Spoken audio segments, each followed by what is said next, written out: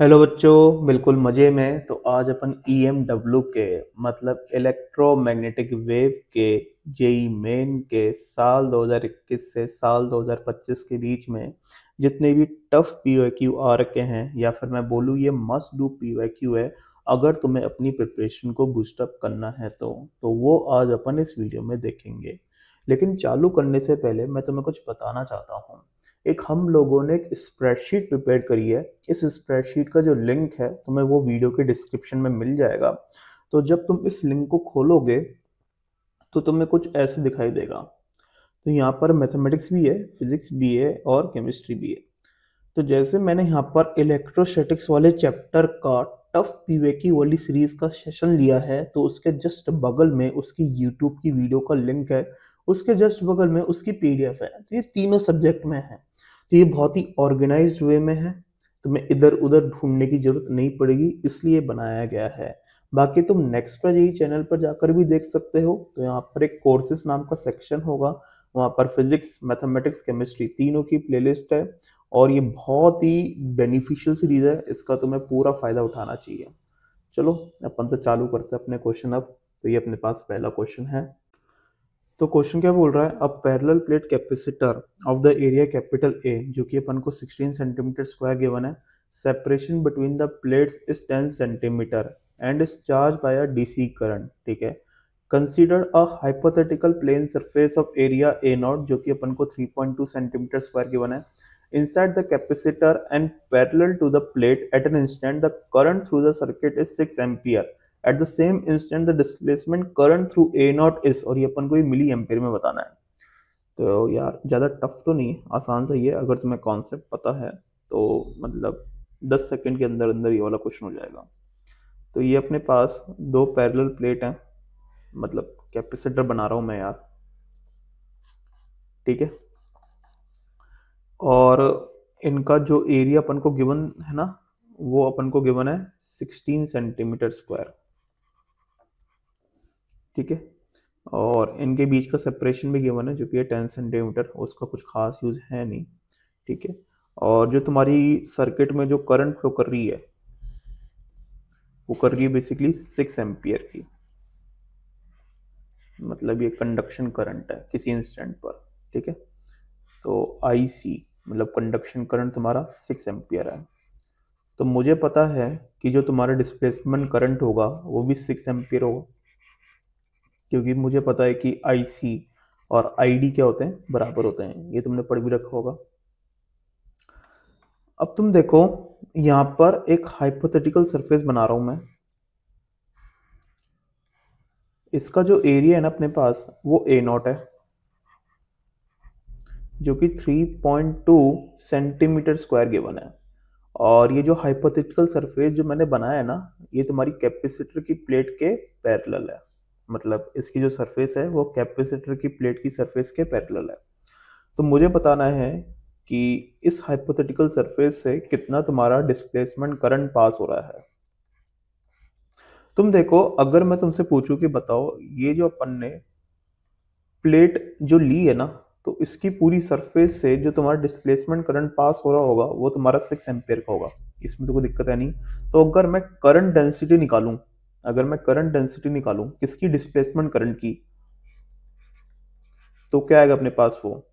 तो मेरे हिसाब से वो आना चाहिए वो 6 एम्पियर अपॉन 16 सेंटीमीटर स्क्वायर। तो ये अपने पास करंट डेंसिटी आनी चाहिए। तो ऑफ कोर्स सी बात है, ये करंट डेंसिटी प्लेट्स के बीच में पूरे रीजन में यूनिफॉर्म होगी। तो अगर मैं तुमसे पूछूं कि बताओ इस हाइपोथेटिकल सरफेस से तुम्हारा कितना करंट पास होगा, मतलब कितना डिस्प्लेसमेंट करंट पास होगा, तो वो मेरे हिसाब से होगा, जो भी तुम्हारी करंट डेंसिटी आई है उसको तुम्हें बस A नॉट से मल्टीप्लाई करना है, तो तुम्हारा ये रिक्वायर्ड करंट आ जाएगा। तो मतलब 6 ampere upon 16 centimetre square into A not, जो कि कितना है 3.2 सेंटीमीटर स्क्वायर है। तो यही अपना क्या होगा, आंसर होगा। सेंटीमीटर स्क्वायर से सेंटीमीटर स्क्वायर क्या सॉल्व करके देख लेना, यही तुम्हारा आंसर है। अगला क्वेश्चन करते हैं यार। तो क्वेश्चन क्या बोल रहा है, a time varying potential difference is applied between the plates of the parallel plate capacitor. ठीक है। और उसका जो कैपेसिटेंस अपन को गिवन है ना, वो 2.5 माइक्रोफैराड गिवन है। और तुम्हारा दे रखा है कि प्लेट्स के बीच में जो मीडियम है ना, तो उसका जो तुम्हारा डाइलेक्ट्रिक कांस्टेंट है वो 1 है। It produces an instantaneous displacement current of 0.25 milliampere in the space between the capacitor plate. The magnitude of the rate of change of the potential difference will be, और ये अपन को ये volt पर second में बताना है। तो मुझे पता है कि जो अपन का कंडक्शन करंट है वही अपना क्या होता है, डिस्प्लेसमेंट करंट होता है। तो अब सिचुएशन ऐसी देखो कि अपना ये कैपेसिटर है, ठीक है, इसको अपन ने किसी बैटरी के साथ कनेक्ट कर रखा है। सपोज किसी इंस्टेंट जो तुम्हारा बैटरी के अक्रॉस जो वोल्टेज है ना वो V है, ठीक है, और कैपेसिटर का कैपेसिटेंस तुम्हारा फिक्स है जो कि C के बराबर है। और ये जो वोल्टेज है ना ये तुम्हारा वेरी कर रहा है, ये कोई फिक्स नहीं है, ठीक है। तो ऑफ कोर्स ही बात है कि जो तुम्हारा इंस्टेंटेनियस चार्ज होगा ना कैपेसिटर की प्लेट पर, उसको मैं स्मॉल क्यू मान रहा हूँ, तो स्मॉल क्यू की वैल्यू कितनी होगी अपने पास है, CV होगी। तो अब तुम देखो जो तुम्हारा कंडक्शन करंट होगा वो क्या होगा तुम्हारा, बेसिकली dQ/dt होगा, मतलब C/dV/dt होगा। और मुझे पता है कि जो मेरा कंडक्शन करंट होगा वही मेरा क्या होगा, डिस्प्लेसमेंट करंट होगा। और ID की वैल्यू अपन को दे रखी है, कितनी दे रखी है, 0.25 मिली एम्पियर। तो 0.25 इंटू 10⁻³ एम्पियर। C का वैल्यू कितना दे रखा है, 2.5 इंटू 10⁻⁻6 फैराडे इंटू dV/dt। सही है, तो dV/dt निकाल लेना, यही तुम्हारा क्या होगा, आंसर होगा। अगला क्वेश्चन करते हैं यार। द क्वेश्चन क्या बोल रहा है, the electric field of a EM wave in a free space is given by. तो यहाँ पर तुम्हें ये इलेक्ट्रिक फील्ड वेक्टर दे रखा है, तो इसके कॉरस्पॉन्डिंग जो मैग्नेटिक फील्ड वेक्टर होगा ना वो क्या होगा। तो यहाँ पर तुम देखो जो तुम्हारी जो जनरल इक्वेशन होती है ना EM वेव की, वो क्या होती है वो तुम्हें बता देता हूँ मैं। उसको अपन ऐसे लिखते हैं, E0 sine omega T minus का K vector dot R vector, सही है। और एक ये एन कैप। तो एन कैप तो क्या रिप्रेजेंट कर रहा है, जिस डायरेक्शन में तुम्हारा जो इलेक्ट्रिक फील्ड वेक्टर है ना वो डिस्टरबेंस क्रिएट कर रहा है, मतलब ऑस्किलेट कर रहा है। और यहाँ पर ये के वेक्टर क्या रिप्रेजेंट कर रहा है, के वेक्टर रिप्रेजेंट कर रहा है कि जिस डायरेक्शन के अलोंग तुम्हारा जो EM वेव है ना वो प्रोपोगेट कर रहा है। तो मैं लिख देता हूँ, के वेक्टर क्या है तुम्हारा, basically direction along which EM wave is propagating, सही है। और ये एन कैप क्या है, direction along which electric field vector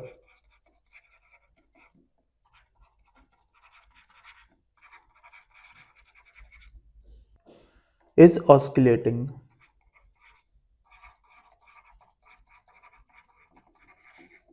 सही है। तो यहां पर तुम देखो ये जो लिखा हुआ है ना 3x + 4y, इसको मैं ऐसे लिखूंगा, कैसे लिखूंगा मैं, 3i cap plus 4j cap plus 0k cap, और इसका मैं डॉट प्रोडक्ट करूंगा किसके साथ, xi cap plus yj cap plus zk cap के साथ, सही है।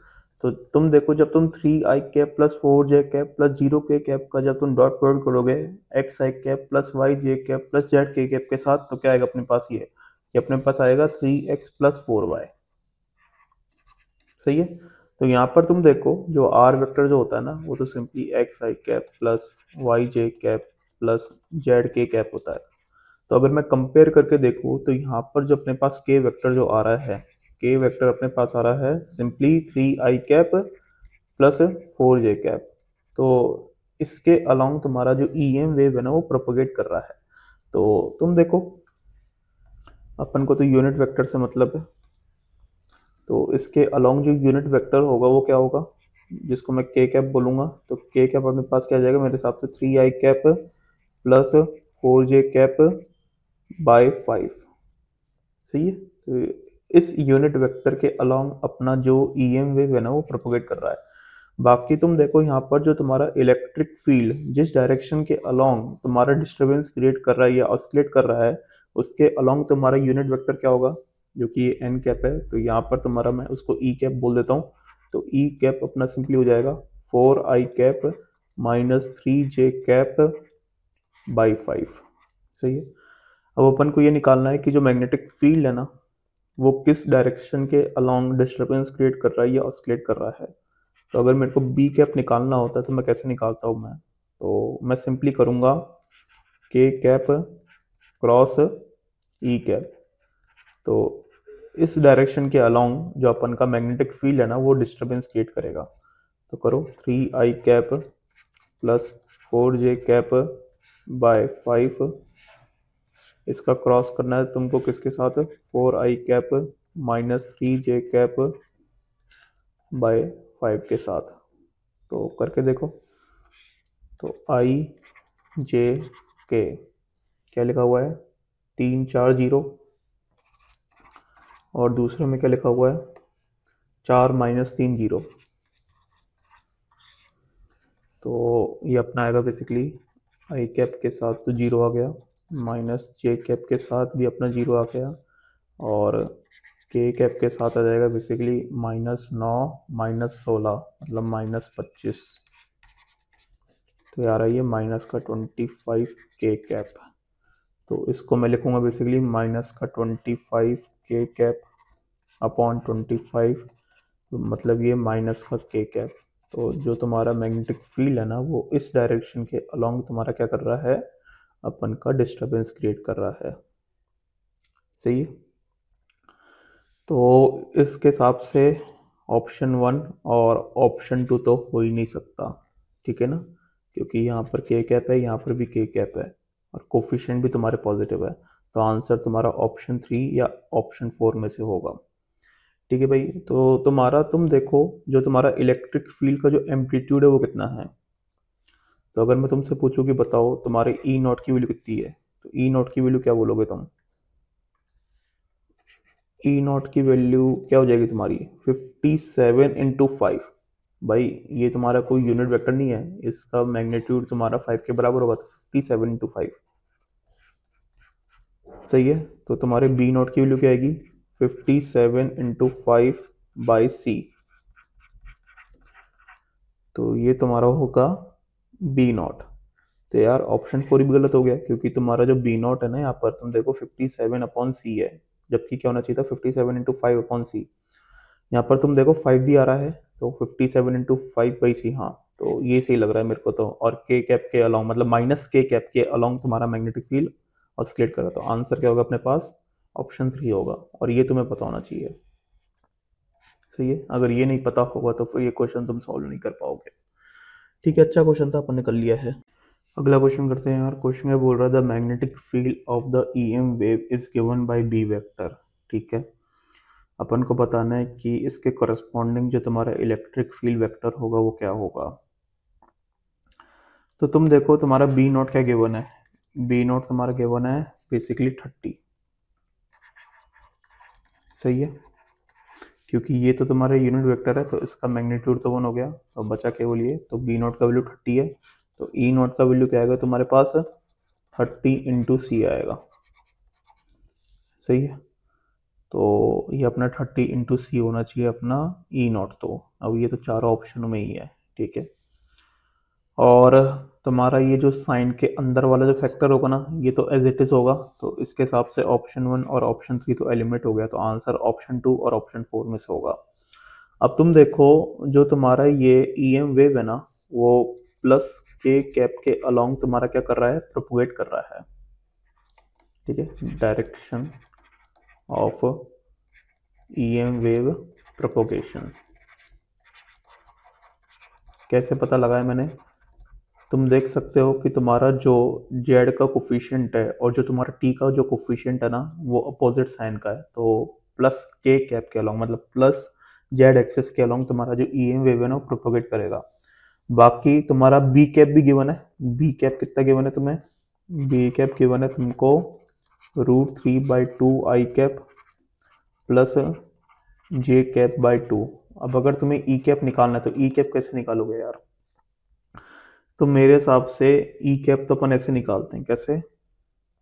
बी कैप क्रॉस के कैप करके, ठीक है। तो अगर अपन ये करेंगे तो क्या लिखेंगे अपन? √3/2 I cap plus J cap by 2। इसका मुझे क्रॉस करना है किसके साथ? प्लस के कैप के साथ ही, सही है ना। तो ये अपने पास कितना आएगा? ये अपने पास आएगा सिंपली √3/2 माइनस का जे कैप, और फिर आ जाएगा अपने पास हाफ प्लस का आई कैप। तो ये अपने पास आ रहा है I cap by 2 minus √3 J cap by 2, और ये भी अपना बेसिकली यूनिट वेक्टर ही होगा। तो इस डायरेक्शन के अलोंग अपन का जो इलेक्ट्रिक फील्ड है ना, वो डिस्टर्बेंस क्रिएट कर रहा है। तो ऑप्शन 4 में तो ऐसा है नहीं, तुम देख सकते हो ये एज इट इज़ आ रहा है, तो यही होना चाहिए।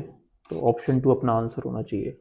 अगला क्वेश्चन करते हैं यार। क्वेश्चन क्या बोल रहा है? An alternating voltage of amplitude 40 volt and frequency 4 kilo hertz is applied directly across the capacitor of 12 microfarad. The maximum displacement current between the plates of the capacitor is nearly। तो यहाँ पर तुम देखो, एक अपने पास कैपेसिटर है, ठीक है। इसको अपन ने एक एसी सोर्स के अक्रॉस कनेक्ट कर दिया है, और उस एसी सोर्स का जो पीक वोल्टेज है ना, वो तुम्हारा 40 वोल्ट है, और जो फ्रिक्वेंसी है ना वो 4 किलो हर्ट्ज है, मतलब 4000 हर्ट्ज है। तो कौन सी बात है, जो एंगुलर फ्रिक्वेंसी होगी वो कितनी होगी? 8000 पाई रेडियन पर सेकंड के बराबर होगी। कैपेसिटर का कैपेसिटेंस कितना है? 12 माइक्रोफेराडे है। तो अगर मैं इसका रिएक्टेंस निकालूँ जो कि एक्सी होगा, वो 1/ओमेगा c के बराबर होगा, मतलब 1/8000 पाई इंटू 12 इंटू 10 की पावर -6, ठीक है। और ऑफकोर्स ये बात है, यूनिट अपनी ओम होगी।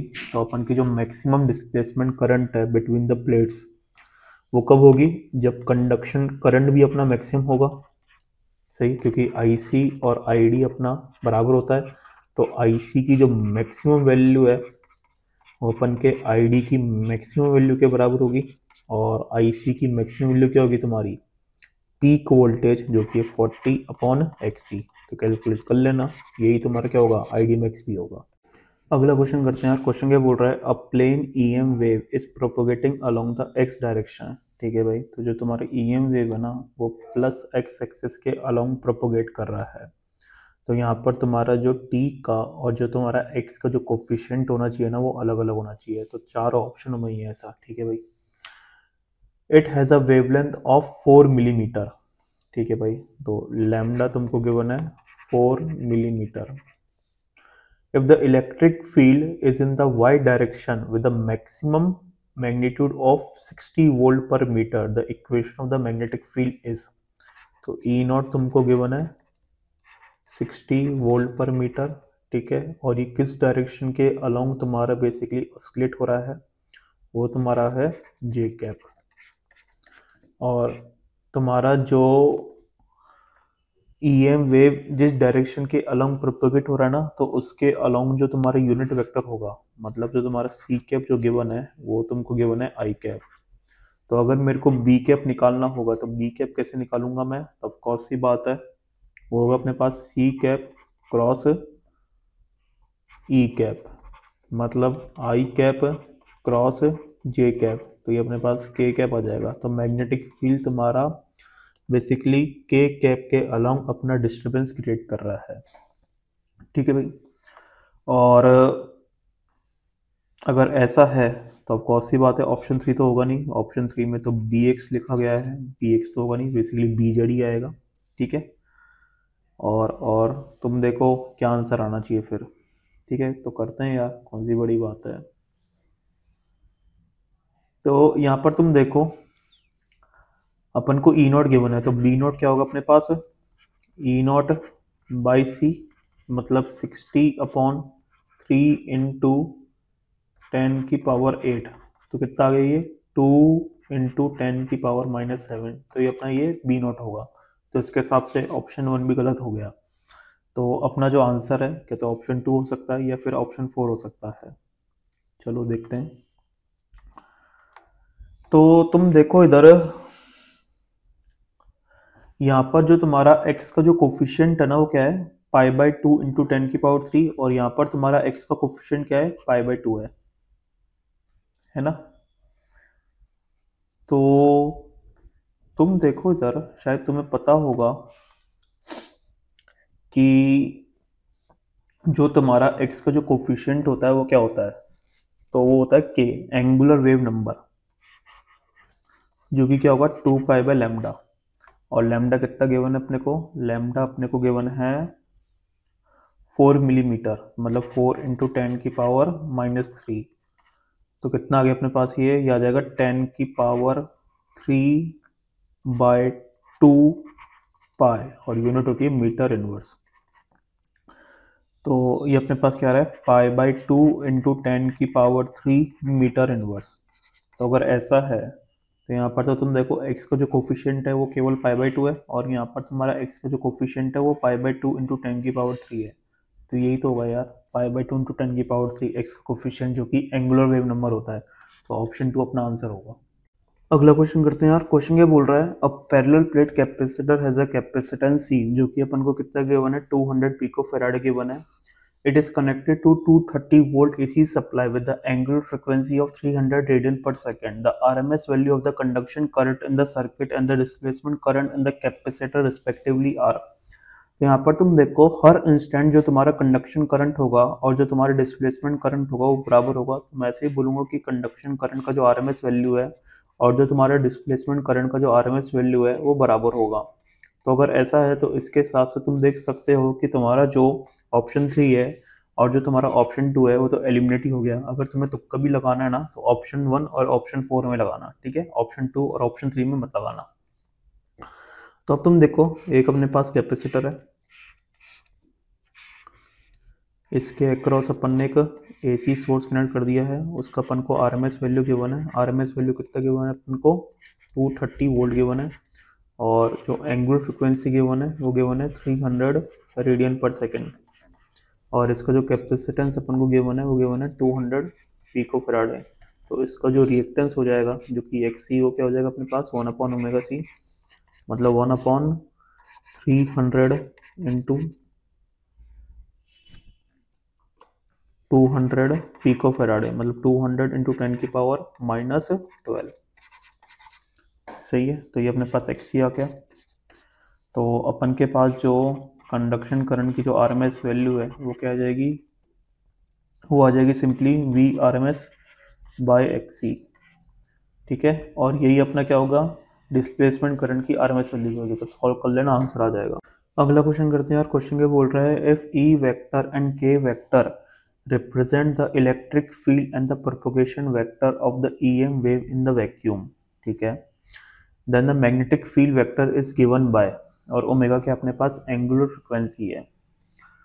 तो अपन को पता है कि जो अपन के पास B होगा ना वो क्या होगा, E/C होगा, और इसको मैं लिख सकता हूँ सिंपली E/K, मतलब KE/ओमेगा। तो ऐसा कुछ आना चाहिए। तो वैसे तो मेरे को समझ आ रहा है कि आंसर अपने पास ऑप्शन 1 ही होगा, लेकिन मेरे को तो वेक्टर फॉर्म में लिखना है। तब तुम देखो, मैंने यहाँ पर भी बताया था कि अपन का जो EM वेव है ना वो बेसिकली इस K वेक्टर के अलोंग क्या करता है, प्रोपोगेट करता है, ठीक है। तो यहाँ पर मैं इस KE को कैसे लिखूंगा वेक्टर फॉर्म में, ताकि मेरे को मैग्नेटिक फील्ड वेक्टर मिल जाए। तो तुम देखो यार, यहाँ पर अगर मैं इसको ऐसे लिखूँ K vector cross E vector by omega, तो मेरे को लगता है कि ये अपने पास B वेक्टर होगा। सही है, ऐसा क्यों भाई, तुम देख लो, जो तुम मैग्नेटिक फील्ड वेक्टर जिस डायरेक्शन के अलोंग तुम्हारा ऑस्किलेट करता है या डिस्टर्बेंस क्रिएट करता है, उसकी अगर तुम्हें डायरेक्शन निकालनी होती है, कैसे निकाल दो तुम, ये तो करते हो C cap cross E cap, तो वही तो कर रखा है। अगर मैं इसका मैग्नीट्यूड निकालूं तो मेरे पास क्या आ जाएगा, बी का मैग्नीट्यूड आ जाएगा, मतलब के ई बाय ओमेगा आ जाएगा। तो इसके हिसाब से ऑप्शन 1 अपना क्या होना चाहिए, आंसर होना चाहिए। अगला क्वेश्चन करते हैं यार। क्वेश्चन क्या बोल रहा है, a plane electromagnetic wave travels in a medium of the relative permeability 1.61 and relative permittivity 6.44। ठीक है भाई, तो तुमको जो म्यू आर गिवन है ना, वो तो तुमको 1.61 गिवन है, और तुम्हें एप्सिलॉन आर गिवन है, वो गिवन है 6.44। अब क्या बोल रही है, if the magnitude of the magnetic intensity is 4.5 into 10 की पावर -2 एम्पियर पर मीटर। ये मैग्नेटिक इंटेंसिटी है, मैग्नेटिक फील्ड नहीं है। मतलब ये एच गिवन है तुम्हें, तो एच तुम्हें गिवन है 4.5 इंटू 10 की पावर -2 एम्पियर पर मीटर। तो मैग्नेटिक फील्ड का वैल्यू कितना होगा, तो मैग्नेटिक फील्ड का वैल्यू मेरे हिसाब से होगा जो भी तुम्हारे मीडियम की परमिबिलिटी होगी इनटू मैग्नेटिक इंटेंसिटी। भाई जो तुम्हारा मैग्नेटिक इंटेंसिटी होता है वो ये तो होता है बी बाई म्यू, और तुम बोलते हो ना कि तुम्हारा जो एच होता है वो मीडियम इंडिपेंडेंट होता है, तो इसके कारण ही होता है। सही है, क्योंकि डिनोमिनेटर में म्यू आता है और मैग्नेटिक फील्ड के एक्सप्रेशन में म्यू आता है, और म्यू कट जाता है, तो ऑफकोर्स सी बात है ये एच जो होता है ना वो इंडिपेंडेंट ऑफ मीडियम होता है फिर। तो इसको मैं ऐसे लिख सकता हूँ mu naught mu R into H. सही है, म्यू नॉट कितना हो जाएगा 4 पाई इंटू 10 की पावर -7। सही है, और म्यू आर अपने पास है 1.61 और एच अपने पास है 4.5 इंटू 10 की पावर -2। तो ये अपने पास मैग्नेटिक फील्ड का वैल्यू आ जाएगा। अब तुम देखो, अगर तुम्हारा म्यू आर इतना है, एप्सिलॉन आर इतना है, तो तुम्हारे मीडियम का जो रिफ्रैक्टिव इंडेक्स है वो क्या होगा, root over mu R into epsilon R. ठीक है, तो तुम्हारे मीडियम में जो लाइट का जो स्पीड होगा वो कितना होगा, वो होगा सी बाई म्यू, मतलब 3 इंटू 10 की power 8 upon root over 1.61 into 6.44, और ऑफकोर्स ये बात है मीटर पर सेकंड में आएगा। अब तुम्हें तो इलेक्ट्रिक फील्ड इंटेंसिटी का मैग्नीट्यूड निकालना है, तो क्या होगा, डी बाई वी होगा, मतलब 4 पाई इंटू 10 की पावर -7 इंटू 1.61 इंटू 4.5 इंटू 10 की पावर -2 अपॉन वी, जो अपन ने कैलकुलेट करा है इसको पुट कर देना यार, तो आंसर तुम्हारा आ जाएगा। तो कैलकुलेशन बहुत ही बेकार है, तो मैं तुम्हें बोलूँगा कि अगर ऐसा क्वेश्चन तुम्हारे एग्जाम में आता है तो स्किप करो यार। अगला क्वेश्चन करते हैं यार। तो क्वेश्चन क्या बोल रहा है, if the electric field intensity of the uniform plane electromagnetic wave is given as, तो इलेक्ट्रिक फील्ड वेक्टर अपने को ये गिवन है। सही है, तो यहाँ पर तुम देखो एक तरीके से दो वेव्स है तुम्हारे पास, दो प्लेनर ईएम वेव है। ठीक है, तो इसमें तुम्हारा मतलब ये जो पहली वाली वेव है ना, इसमें तुम्हारा जो ई कैप है वो बेसिकली माइनस का आई कैप होगा। तुम देख सकते हो ये माइनस साइन के साथ गिवन है, इसलिए बोल रहा हूँ मैं। और दूसरे वाले केस में तुम्हारा जो ई कैप होगा वो होगा तुम्हारा जे कैप। ठीक है, इस वाले केस में तुम्हारा तुम देख सकते हो कि तुम्हारा जो जेड का कोफिशिएंट है और टी का जो कोफिशिएंट है ना वो अलग अलग है, तो जो सी कैप होगा ना वो तुम्हारा होगा प्लस का के कैप, और इस वाले केस में भी जेड का कोफिशिएंट और टी का कोफिशिएंट अलग अलग है, तो सी कैप जो होगा ना वो तुम्हारा होगा प्लस का के कैप।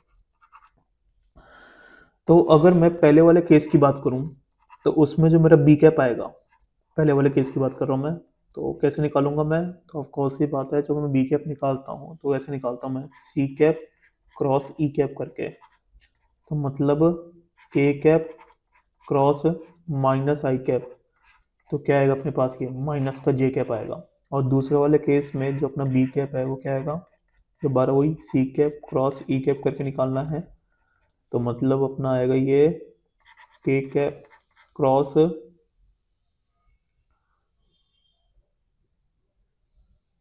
आई कैप, नहीं सॉरी जे कैप, हाँ जे कैप होगा ना, तो ये अपने पास आएगा माइनस का आई कैप। सही है, तो पहले वाले केस में जो अपन का जो मैग्नेटिक फील्ड वेक्टर होगा ना वो माइनस जे कैप के अलोंग ऑस्किलेट करेगा, और दूसरे वाले केस में वो माइनस आई कैप के अलोंग ऑस्किलेट करेगा। अब अपन को तो क्या निकालना है, the magnetic intensity, magnetic intensity निकालना है जो कि एच होता है, तो एच क्या होता है तुम्हारे पास बी बाय म्यू। ठीक है, और ऑफकोर्स सी बात है कि जो तुम्हारा मीडियम है ना वो कौन सा तुम्हारा वैक्यूम है, तो इसको मैं बी बाय म्यू नॉट लिख सकता हूँ।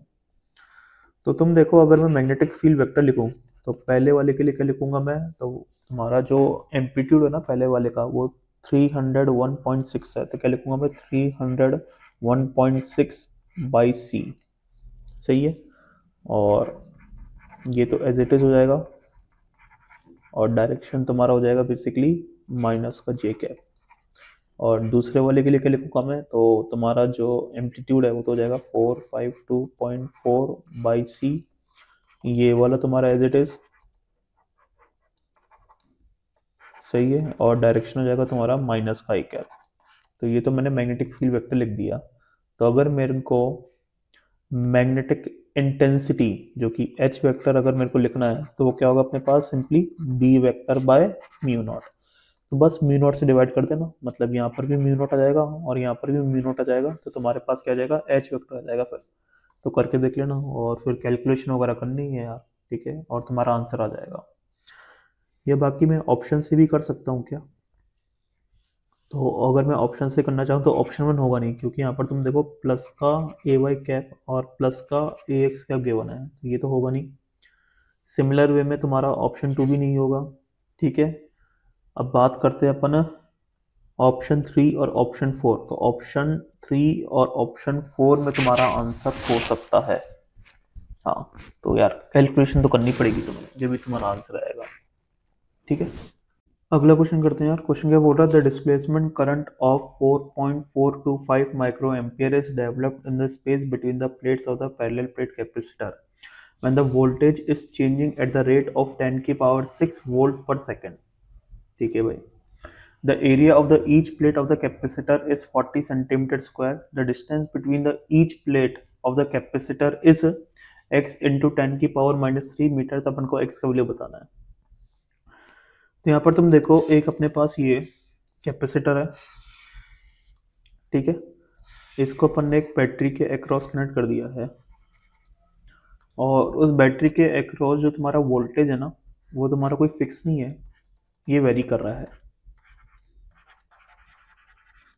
सही है, और अपन को गिवन है कि जो dv बाई dt है ना वो कितना अपने पास 10 की पावर 6 वोल्ट पर सेकेंड है। इस कैपेसिटर का कैपेसिटेंस मैं C मान लेता हूँ, तो C की वैल्यू क्या लिखूंगा मैं, A epsilon naught by D। तो तुम देखो किसी भी इंस्टेंट जो तुम्हारा इस कैपेसिटर की प्लेट पर जो चार्ज होगा उसको मैं बोल रहा हूँ प्लस क्यू और माइनस क्यू। तो क्यू का वैल्यू मैं सिंपली लिखूंगा CV, और अपने पास जो कंडक्शन करंट होगी वो क्या होगी, D Q by D T होगा, जो कि क्या हो जाएगा C dV by D T, क्योंकि C तो फिक्स है ना, तुम्हारा जो V है वही तो वेरी कर रहा है, और जो तुम्हारा कंडक्शन करंट होगा वही तुम्हारा डिस्प्लेसमेंट करंट होगा। तो तुम देखो तुम्हें डिस्प्लेसमेंट करंट गिवन है 4.425 माइक्रो एम्पियर। तो 4.425 इंटू 10 की power -6 ampere is equal to C कितना अपने पास, A epsilon naught by D into dV by dt। अब तुम देखो एरिया ऑफ द प्लेट तुम्हें गिवन है, एप्सिलॉन नॉट तुम्हें गिवन है, dV बाई dt तुम्हें गिवन है, निकालना है तुमको D निकालना है, तो निकाल लेना D यार, एक ही तो वेरिएबल बचा अपनी इस इक्वेशन में, तो वही क्या होगा अपना आंसर होगा। अगला क्वेश्चन करते हैं यार। क्वेश्चन क्या बोल रहा है, an electromagnetic wave of the frequency 3 gigahertz enters a dielectric medium of the relative electric permittivity 2.25 from vacuum, the wavelength of the wave in that medium will be. अब तुम देखो यार यहाँ पर अपन को रिलेटिव परमिबिलिटी के बारे में कुछ भी नहीं बोल रखा है, मतलब म्यू आर के बारे में कुछ भी नहीं बोल रखा है, तो बाय डिफॉल्ट मैं 1 मानूंगा, मतलब मैं मानूंगा कि जो अपना मीडियम है ना वो कैसा अपना नॉन मैग्नेटिक है। सही है, अगर मैं ऐसा नहीं मानूंगा फिर तो मैं क्वेश्चन को सॉल्व ही नहीं कर पाऊंगा। तो फ्रिक्वेंसी मेरे को गिवन है 3 गीगाहर्ट्ज, मतलब 3 इंटू 10 की पावर 9 हर्ट्ज, ठीक है। एप्सिलॉन आर मेरे को गिवन है 2.25। तो अब तुम देखो इस मीडियम में जो तुम्हारा लाइट का जो स्पीड होगा, मतलब इस EM वेव का जो स्पीड होगा वो कितना होगा, तो वो अपने पास होगा C बाय म्यू, मतलब 3 इंटू 10 की power 8 upon root over mu R into epsilon R. तो म्यू आर कितना है 1 है, एप्सिलॉन आर कितना है 2.25 है। तो ये अपने पास क्या होगा, EM वेव का स्पीड होगा इस मीडियम में। अपन को तो क्या निकालना है, वेवलेंथ ऑफ दिस वेव। तो फ्रीक्वेंसी तो मेरी अनचेंज होती है, अगर मैं एक मीडियम से दूसरे मीडियम में जाऊँ भी तो कोई फ़र्क नहीं पड़ता, फ्रीक्वेंसी तो मेरे सोर्स पर डिपेंड करती है। तो अगर फ्रीक्वेंसी मेरे सोर्स पर डिपेंड करती है तो ये तो मेरी अनचेंज रहेगी, चाहे किसी भी मीडियम में जाओ तुम। तो मेरा वेवलेंथ कितना हो जाएगा, बेसिकली वेवलेंथ हो जाएगा अपना सिंपली V/F, मतलब 3 × 10⁻8 अपॉन √/2.25 इंटू 3 × 10⁻9। तो 3 से 3 क्या, इसको मैं लिख सकता हूँ ऐसे, कैसे लिखूंगा मैं, 1/10 इंटू √/2.25 क्या होगा अपने पास, 1.5 होगा। तो ये अपना आएगा बेसिकली मीटर में। अगर मैं सेंटीमीटर में चाहता हूँ तो 100 से मल्टीप्लाई कर दूंगा, तो ये अपने पास क्या आ जाएगा, तो ये अपने पास आ जाएगा सिंपली 1000/150, सही है, सेंटीमीटर। तो एक जीरो से एक जीरो क्या, ये हो गया 3, ये हो जाएगा अपने पास कितना, ये हो जाएगा अपने पास सिंपली 20, तो 20/3 सेंटीमीटर। और इसको मैं ऐसे भी लिख सकता हूँ, कैसे लिखूंगा मैं, मतलब x × 10⁻² के फॉर्म में लिखना है ना यार। तो देख लो यार, 20/3 इज इक्वल टू x × 10⁻²। तो x की वैल्यू जो आ रही है ना, वो अपने पास आ रही है 2000/3। तो यार ये तो इंटीग्रल वैल्यू तो नहीं आ रही है, हो सकता है कि इन्होंने आंसर जो है वो गलत दिया हो। अगला क्वेश्चन करते हैं यार। क्वेश्चन क्या बोल रहा है, a light beam is described by, तो ये इलेक्ट्रिक फील्ड वेक्टर तुम्हें क्या बना है, an electron is allowed to move normal to the propagation of light beam with a speed of 3 × 10⁻7 metre per second. ठीक है भाई, तो एक अपने पास इलेक्ट्रॉन है और इसका जो स्पीड गिवन है ना, वो कितना गिवन है, 3 × 10⁻7 metre per second. What is the maximum magnetic force exerted on the electron. ठीक है भाई, तो अपन को तो मैक्सिमम मैग्नेटिक फोर्स निकालना है। तो एक मूविंग चार्ज पर एक मैग्नेटिक फील्ड के कारण जो मैग्नेटिक फोर्स लगता है वो क्या लगता है, तो मेरे हिसाब से वो कुछ ऐसा होता है, सही है, Q into V vector cross magnetic field vector. तो इसकी जो मैक्सिमम वैल्यू जो होगी वो क्या होगी, तो वो मेरे हिसाब से QVB होगी। ठीक है, मतलब जब तुम्हारा वेलोसिटी वेक्टर और मैग्नेटिक फील्ड परपेंडिकुलर हो और मैग्नेटिक फील्ड अपनी पीक वैल्यू पर हो, ये अपनी पीक वैल्यू पर हो, सही है। अब तुम देखो तुम्हारा जो इलेक्ट्रिक फील्ड का जो पीक वैल्यू है वो तुमको 800 गिवन है, तो मैग्नेटिक फील्ड का जो पीक वैल्यू होगा वो होगा अपने पास 800/c। क्यू का वैल्यू कितना अपने पास 1.6 इंटू 10⁻⁻19। वी का वैल्यू कितना अपने पास 3 × 10⁻7। ठीक है, और मैग्नेटिक फील्ड का पीक वैल्यू क्या होगा 800/c, c मतलब 3 × 10⁸। ऑफ कोर्स सी बात है, जो आंसर आएगा वो न्यूटन में आएगा, और यही अपना क्या है, आंसर है। अगला क्वेश्चन करते हैं यार। क्वेश्चन क्या बोल रहा है, the magnetic field vector of the EM wave is given by, तो ये अपने को मैग्नेटिक फील्ड वेक्टर गिवन है। ठीक है, और यहाँ पर ये आई कैप जे कैप क्या है, unit vector along the x and y axis respectively. At t is equal to 0 second, two electric charges q1 of 4 pi coulomb and q2 of 2 pi coulomb are located at 0, 0, pi by k and 0, 0, 3 pi by k respectively, having the same velocity vector of 0.5 c I cap, और यहाँ पर c क्या है, basically velocity of light है। The ratio of the force acting on the charge q1 to q2 is, तो यहाँ पर अपन को मैग्नेटिक फील्ड वेक्टर गिवन है, तो वो अपन को क्या गिवन है, I cap plus J cap by √2। तो इस डायरेक्शन के अलॉन्ग तो बेसिकली जो अपन का मैग्नेटिक फील्ड वेक्टर है ना, वो डिस्टर्बेंस क्रिएट कर रहा है, और ये यूनिट वेक्टर भी है।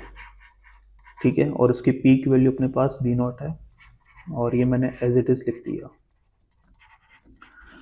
तो यहाँ पर तुम देखो जो अपना बी कैप है ना, वो अपने पास है I cap plus J cap by √2, और तुम देख सकते हो कि तुम्हारा जो जेड का कोफिशिएंट है और जो तुम्हारा टी का जो कोफिशिएंट है उसका जो साइन है वो अलग अलग है।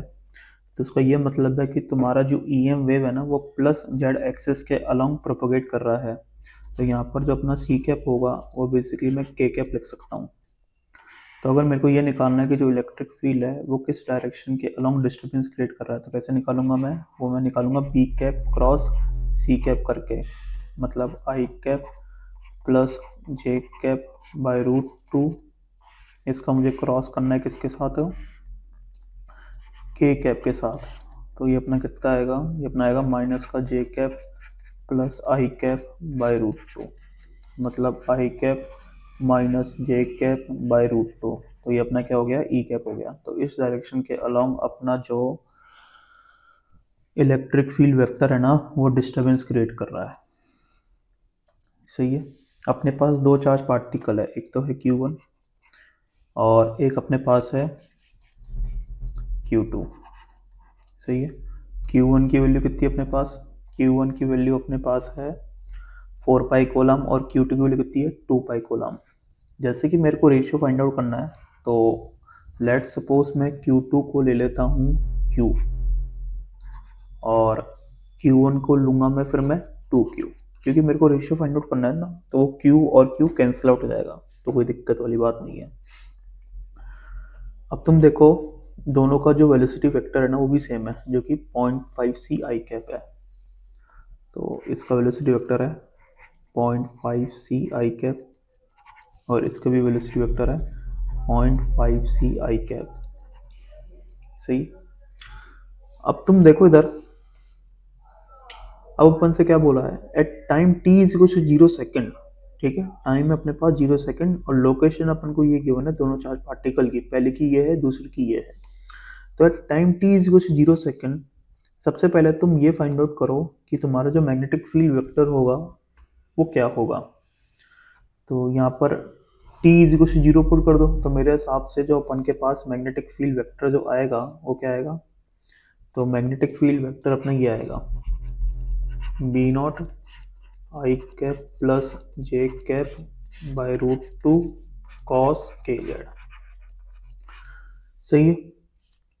At time t is equal to 0 second. और अपना इलेक्ट्रिक फील्ड वेक्टर क्या आएगा, तो सबसे पहले यहाँ पर मैं पहले इलेक्ट्रिक फील्ड वेक्टर तो लिख लूँ। तो इलेक्ट्रिक फील्ड वेक्टर का जो पीक वैल्यू होगा वो क्या होगा अपने पास बी नॉट इंटू सी, और वो अपना इस डायरेक्शन के अलोंग डिस्टर्बेंस क्रिएट कर रहा है, और ये कॉस वाला टर्म एज इट इज। तो time t is equal to 0 पर जो अपन का इलेक्ट्रिक फील्ड वेक्टर आएगा वो आएगा basically B naught into C, ये अपना हो जाएगा I cap minus J cap by root 2 cos के जेड। बस t is equal to 0 put कर दिया मैंने। ये अपना time t is equal to 0 second पर इलेक्ट्रिक फील्ड वेक्टर है। ठीक है भाई। अब तुम देखो Q1 की जो लोकेशन है अपन को क्या गिवन है 0,0, पाई बाई के। इसकी लोकेशन है 0,0, पाई बाई के। इसकी लोकेशन है 0,0, 3 पाई बाई के। तो तुम देखो जो तुम्हारा मैग्नेटिक फील्ड वेक्टर जो होगा वो क्या होगा, मैग्नेटिक फील्ड वेक्टर तुम्हारा जो होगा ना 0,0, पाई बाई के पर वो क्या होगा, तो बस जेड की जगह तुम्हें पाई बाई के पुट करना है। तो k इंटू पाई बाई के मतलब कॉस पाई। तो मेरे हिसाब से आ जाएगा ये B naught I cap plus J cap by root 2 cos pi. सही है। और इलेक्ट्रिक फील्ड वेक्टर क्या आएगा, ये अपने पास आएगा B naught C I cap minus J cap by root 2। सही है। और यहाँ पर एक सी भी आएगा कॉस पाई, इसमें भी कॉस पाई आएगा। सही है। तो यहाँ पर तुम मैग्नेटिक फील्ड के कारण फोर्स निकाल सकते हो। कैसे निकालोगे, चार्ज कितना अपने पास 2Q है into velocity vector. Velocity vector कितना अपने पास 0.5c आई कैप है। इसका तुम्हें क्रॉस करना है मैग्नेटिक फील्ड वेक्टर के साथ, जो कि अपने को ये गिवन है। सही है। तो ये अपने पास मैग्नेटिक फोर्स हो गया, और इलेक्ट्रिक फोर्स क्या हो जाएगा अपने पास सिंपली QE वेक्टर, मतलब 2Q into electric field vector. सही है। तो एक तरीके से जो अपन के पास टोटल फोर्स है जिसको अपन लॉरेंस फोर्स भी बोलते हैं, तो एफ नेट वेक्टर लिख देता हूँ मैं, वो क्या हो जाएगा अपने पास F M vector plus F E vector.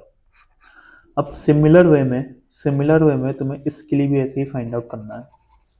अब तुम देखो इसकी जो लोकेशन है वो 0,0,35 के पर है, तो यहाँ पर तुम्हारा जो मैग्नेटिक फील्ड वेक्टर होगा वो क्या होगा, तो क्या लिखूंगा मैं k इंटू 3π/k, ठीक है। तो cos 3π आएगा, cos 3π भी अपना -1 के बराबर होता है, मतलब cos π बोल लो या cos 3π बोल लो, एक ही बात है वो, ठीक है। और यहाँ पर भी वो cos 3π आएगा। तो यहाँ पर तुम देखो जो अपन के पास जो b वेक्टर जो आएगा ना, वो ये आएगा b0 i cap plus j cap by √2, और यहाँ पर जाएगा cos 3π, और यहाँ पर इलेक्ट्रिक फील्ड वेक्टर आ जाएगा अपने पास b0 c i cap minus j cap by √2 cos 3π। तो अगर मैं एफ एम वेक्टर की बात करूँ तो चार्ज अपने पास हो जाएगा q, सही है। और वेलोसिटी वेक्टर अपने पास है 0.5 c i कैप, ठीक है। इसका मुझे मैग्नेटिक फील्ड वेक्टर के साथ क्रॉस करना है, जो कि अपने को ये गिवन है।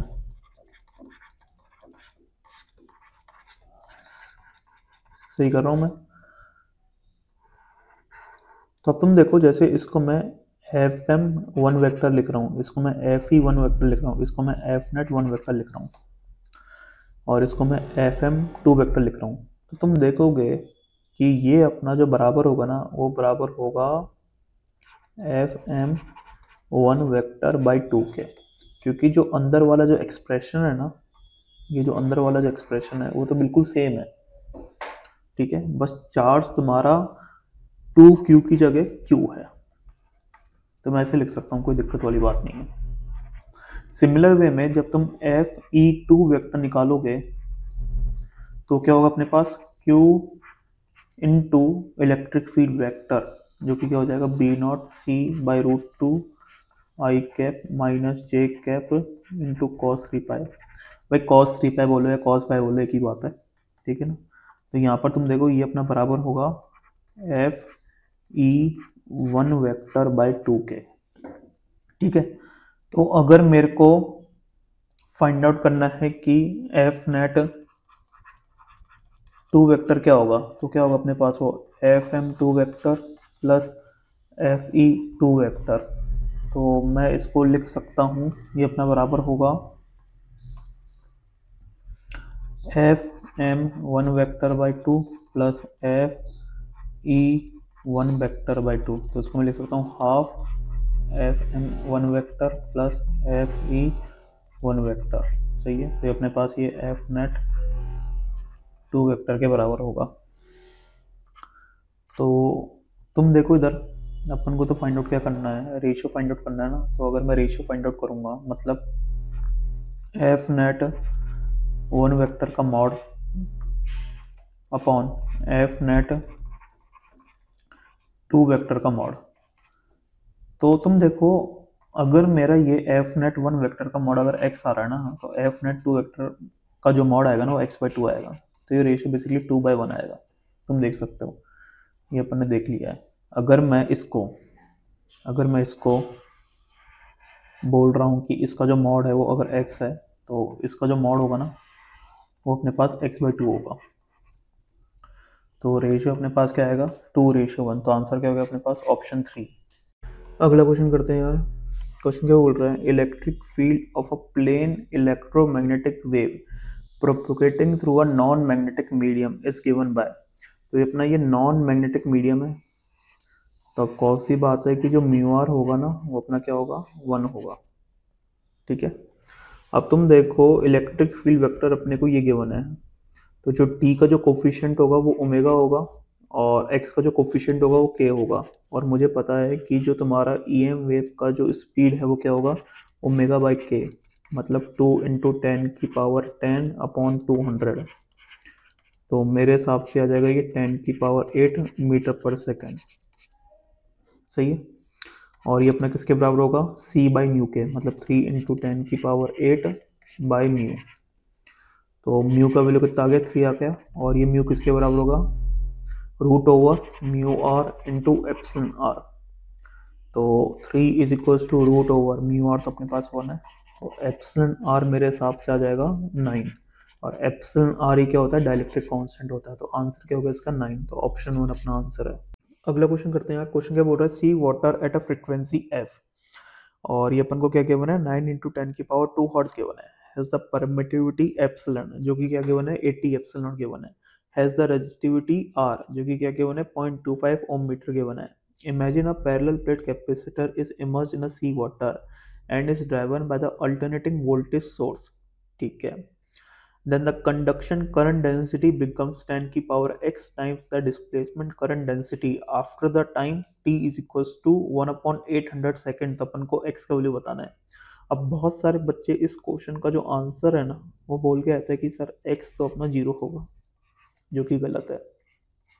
क्योंकि वो बोलते थे कि सर कंडक्शन करंट तो अपना डिस्प्लेसमेंट करंट के बराबर होता है, तो ऑफ कोर्स सी बात है कि जो कंडक्शन करंट डेंसिटी है, जो कि जेसी है, वो अपना डिस्प्लेसमेंट करंट डेंसिटी के बराबर होना चाहिए। भाई हरदम ऐसा नहीं होता। होता क्या है कि जैसे इस वाले क्वेश्चन में तुम देखो, अपने पास एक एसी सोर्स है, तो अपन ने एक एसी सोर्स को कनेक्ट कर रखा है, तो आफ्टर लॉन्ग टाइम तुम्हारा जो कंडक्शन करंट होता है ना, वो तुम्हारा डिस्प्लेसमेंट करंट के बराबर होता है। तो ऑफ कोर्स सी बात है कि जो कंडक्शन करंट डेंसिटी होगा, वो तुम्हारा डिस्प्लेसमेंट करंट डेंसिटी के बराबर होगा। लेकिन at initial state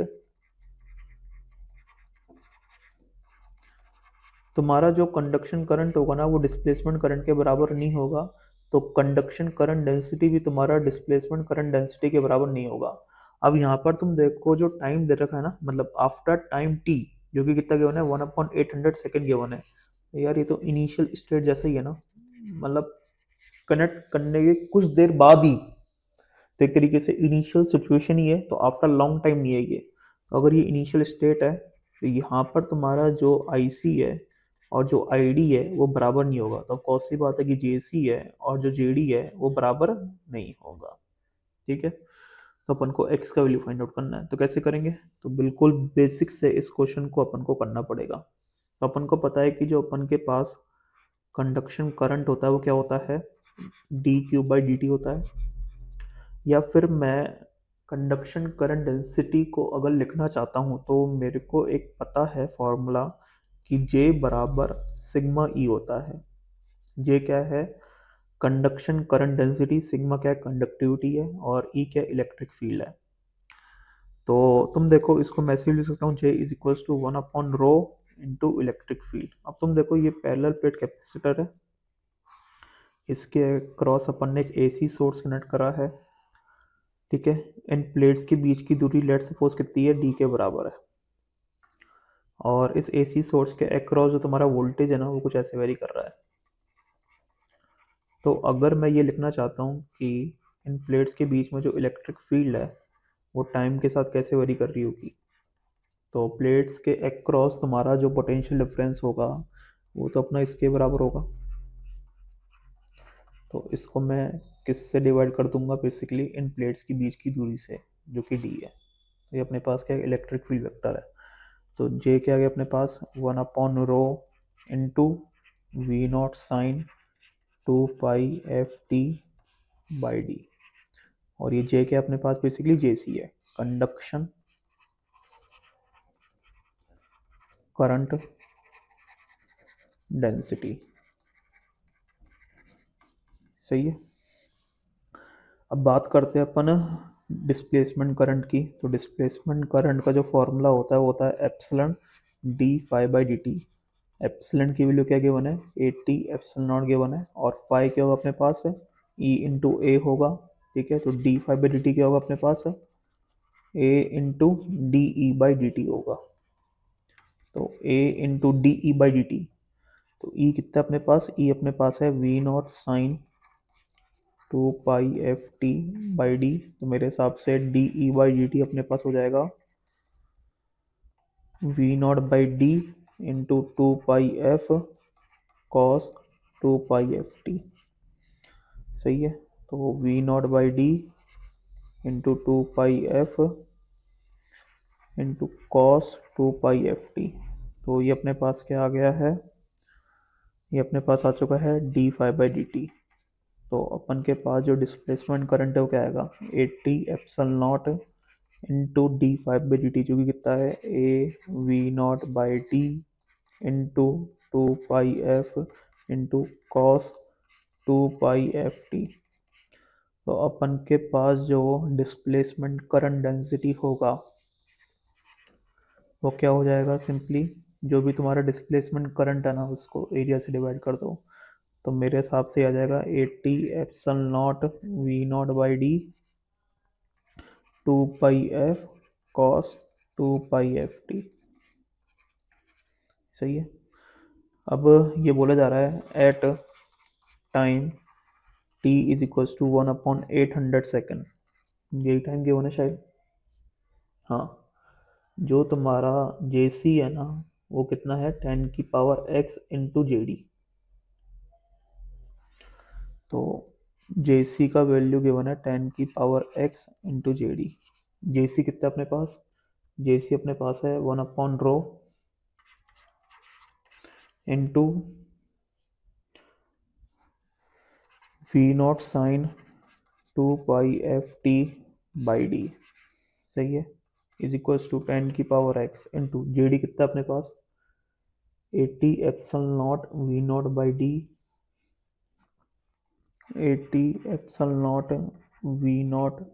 v0/d into 2πf into cos 2πft। सही है। देखो क्या काटा पीटी हो रही है। तो मेरे हिसाब से D से D गया, v0 से v0 गया, ठीक है। और कुछ कट रहा है क्या, नहीं। तो मैं इसको ऐसे लिख सकता हूँ कि जो अपना 10⁻x है वो किसके बराबर होगा, 10 2πft upon 80 epsilon not into 2πf into rho. सही है। तो 10 2π इंटू एफ कितना गिवन है अपने को 9 इंटू 10⁻2। टी कितना गिवन है अपने को 1/800 अपॉन 80 एप्सिलॉन नॉट कितना गिवन है अपने को, अच्छा एप्सिलॉन नॉट तो गिवन ही नहीं था, ठीक है करते हैं इसका कुछ, into 2 into pi into F कितना अपने पास है 9 इंटू 10⁻2 इंटू रो कितना अपने पास है, रो अपने पास है 0.25। तो इसको सॉल्व करना है यार अपने को।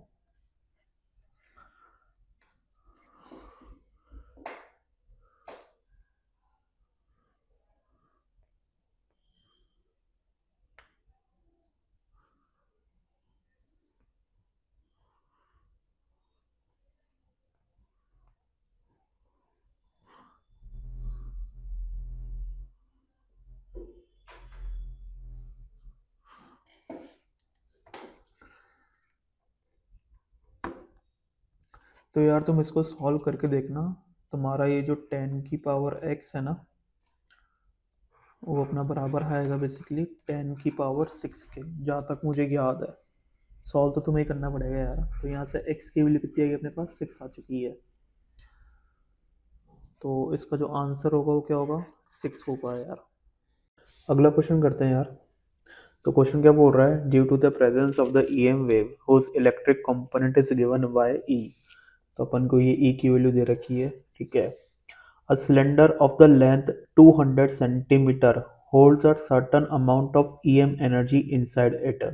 ठीक है भाई, एक अपने पास सिलेंडर है जिसका लेंथ कितना है 200 सेंटीमीटर है, ठीक है। उसके अंदर EM वेव है और उस EM वेव के कारण कुछ ये एनर्जी क्या कर रहा है, स्टोर कर रहा है, क्योंकि EM वेव तुम्हारी इलेक्ट्रिक फील्ड और मैग्नेटिक फील्ड कैरी करती है, तो उनके साथ बेसिकली एनर्जी एसोसिएट होती है।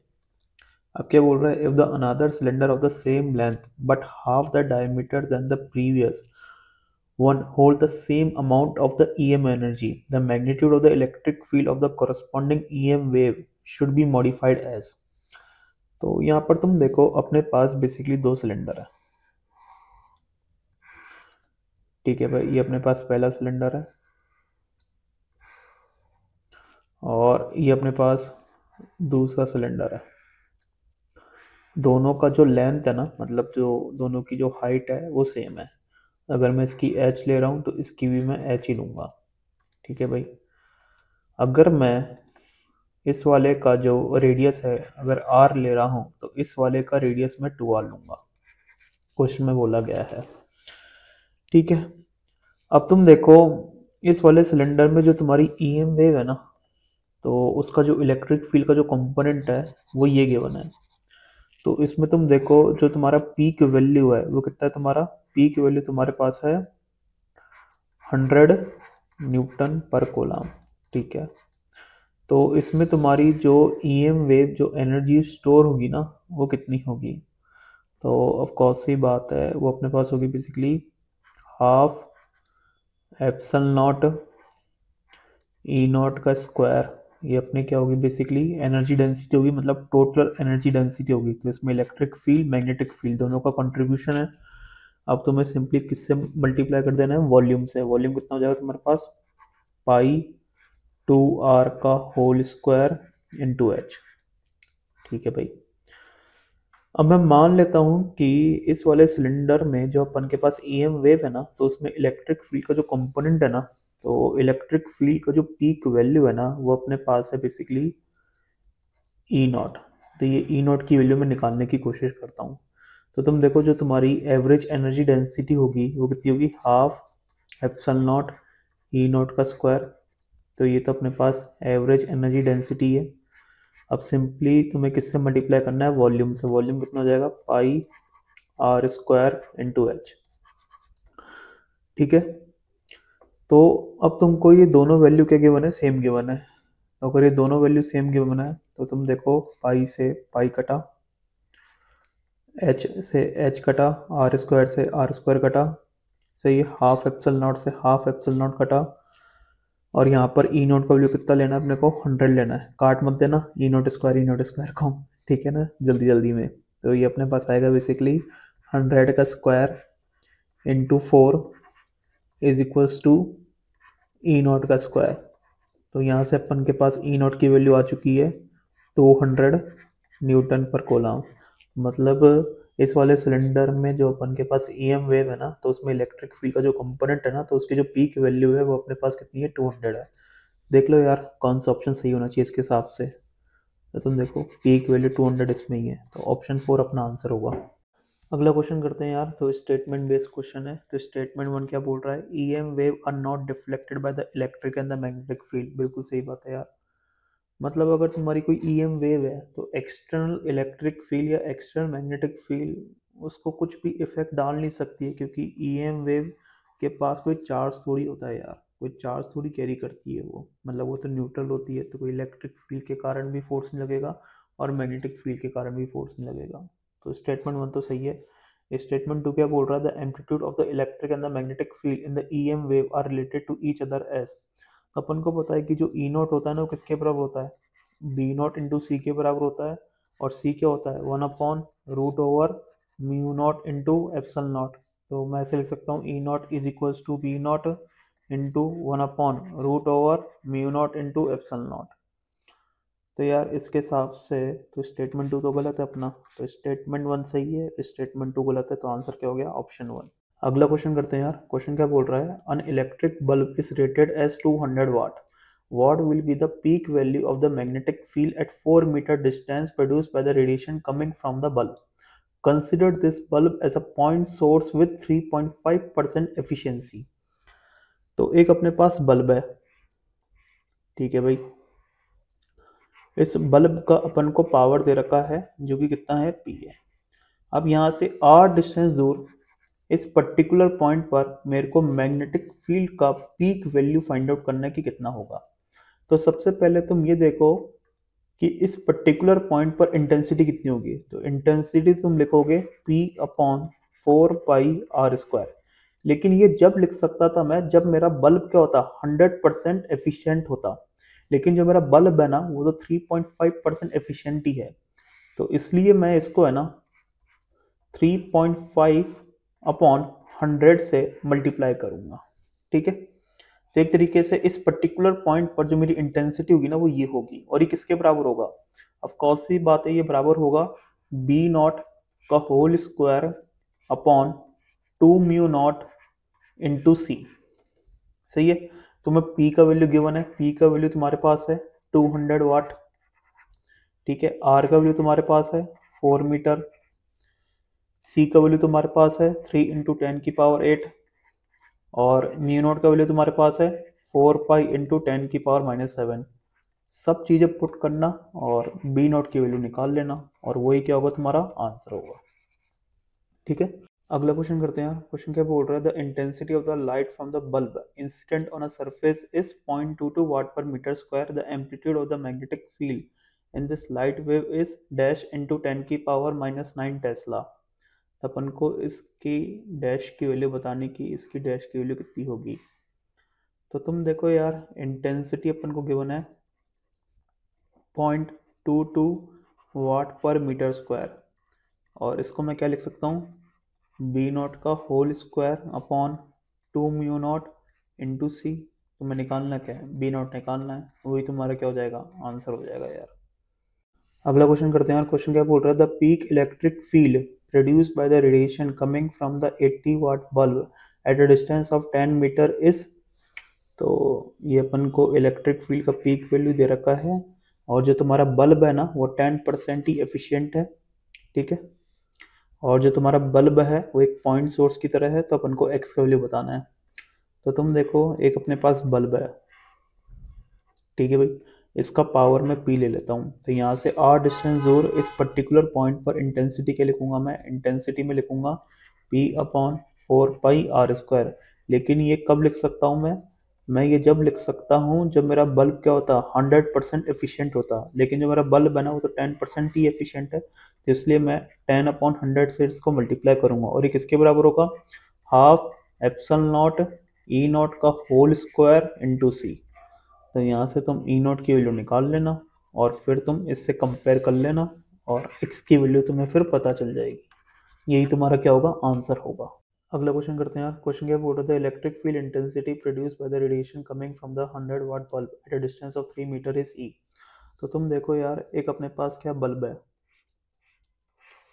तो इसका पावर मैं पी ले रहा हूँ, तो यहाँ से 3 मीटर की डिस्टेंस पर इस पर्टिकुलर पॉइंट पर जो तुमको इलेक्ट्रिक फील्ड इंटेंसिटी का जो वैल्यू दे रखा है ना वो ई दे रखा है। ऑफ कोर्स सी बात है, ये वाला जो वैल्यू होगा ना वो आरएमएस वैल्यू होगा, ठीक है। और ये पावर कितना गिवन है अपने को, 100 वाट गिवन है। तो इंटेंसिटी क्या लिखूंगा मैं, P/4 पाई r², मतलब 100/4 पाई 3 का स्क्वायर, और ये किसके बराबर होगा, ऑफ कोर्स सी बात है, epsilon naught E R M S का होल स्क्वायर इंटू सी। तो 100/4 पाई 3 का स्क्वायर किसके बराबर है, epsilon naught E R M S की वैल्यू ई के बराबर है, तो ई स्क्वायर इंटू सी, ठीक है भाई। अब क्या बोल रही है, the electric field intensity produce by the radiation coming from the 60 watt bulb at a same distance is √x c/5। तो अपन को एक्स का वैल्यू बताना है। तो मेरे हिसाब से जो अपन के पास जो दूसरी सिचुएशन है ना, तो ये अपने पास बल्ब है, लेकिन इसका जो पावर है वो 60 वाट है, और डिस्टेंस तो मेरे को सेम ही लेनी है। अब इस पर्टिकुलर पॉइंट पर जो मैं इंटेंसिटी लिखूंगा, क्या लिखूंगा, 60/4 पाई 3 का स्क्वायर, और किसके बराबर होगा, एप्सिलॉन नॉट ई डैश का होल स्क्वायर इंटू सी के बराबर होगा। तो इसको मैं इक्वेशन 1 बोल रहा हूँ, इसको मैं इक्वेशन 2 बोल रहा हूँ, दोनों को डिवाइड मार दूंगा यार मैं। तो अगर दोनों को डिवाइड मारूंगा तो क्या आएगा अपने पास, तो मेरे हिसाब से आएगा 100/4 पाई 3 का स्क्वायर डिवाइडेड बाय 60/4 पाई 3 का स्क्वायर, किसके बराबर आएगा ये, epsilon naught E square into C divided by epsilon naught E dash का होल स्क्वायर इंटू सी। सही है, मेरे हिसाब से ये और ये कट गया है, ये आ जाएगा 5/3, और इसमें ये कट गया, ये और ये कट गया, इसमें आ जाएगा बेसिकली ई डैश का होल स्क्वायर। तो मेरे हिसाब से तुम देखो, अपन के पास जो ई डैश का होल स्क्वायर, जो आ रहा है ना वो क्या आ रहा है 3/5 ई स्क्वायर।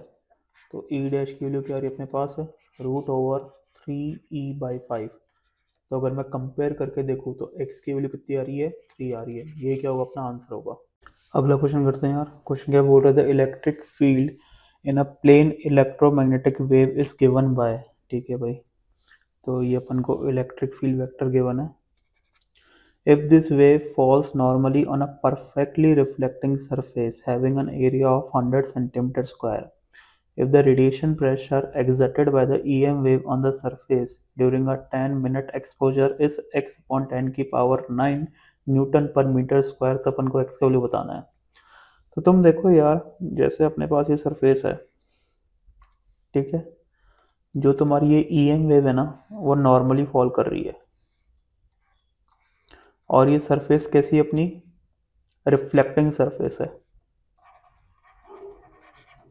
मतलब स्मॉल आर का वैल्यू तो 1 के बराबर होगा और स्मॉल ए का वैल्यू 0 के बराबर होगा। तो इस वाले केस में लेट्स सपोज जो तुम्हारा ये EM वेव है ना, इसके कारण जो इंटेंसिटी है ना वो आई के बराबर है। तो जो अपन के पास रेडिएशन प्रेशर जो आता है ना, अब ये तुम मॉडर्न फिजिक्स में पढ़ते होंगे, रेडिएशन प्रेशर का जो फॉर्मूला अपने पास आएगा ना वो अपने पास आएगा बेसिकली 2I/c। ठीक है, और आई क्या हो जाएगा, simply half epsilon naught E naught का होल स्क्वायर इंटू सी। तो अपन के पास जो रेडिएशन प्रेशर है ना वो कितना होगा, 2 into half epsilon naught E naught का whole square into C by C. तो 2 से 2 कटा, सी से सी कटा, क्या रहा अपने पास ये एप्सिलॉन नॉट ई नॉट का होल स्क्वायर। तो आंसर अपने पास आएगा 8.85 इंटू 10 की पावर -12 होता है शायद एप्सिलॉन नॉट की वैल्यू। ठीक है, फिर ई नॉट का होल स्क्वायर मतलब 200 का होल स्क्वायर।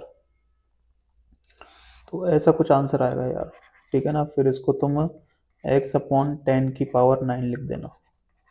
ठीक है, तो यहाँ से x की वैल्यू तुम्हें निकालनी है फिर कितनी होगी।